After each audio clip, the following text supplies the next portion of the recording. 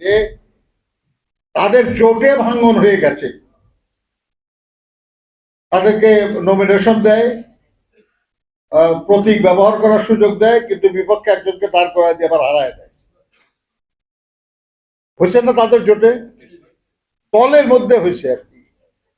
দলের প্রার্থী রাখে, আবার সেখানে বিদ্রোহী প্রার্থী দাঁড় করে, সেখানে আবার কেউ এখানে যেতে কেউ, অর্থাৎ দলের মধ্যেও গন্ডগোল লেগে গেছে। এগুলো হয়, এগুলো একটা মানে পতনকালে এরকমই হয়, ভুল হয়, এবং সেই ভুলের খেসারত দিতে হয়। এই সরকার অনেক ভুল করে ফেলেছে এবং এই খেসারত তাদেরকে দিতে হবে। বন্ধুরা, আমাদের যারা আজকে জনগণের পক্ষে আমরা যারা লড়াই করছি, আমাদের তো তৃপ্তি হওয়ার কথা এই কারণে যে আমরা জনগণকে ছেড়ে পালাই নাই।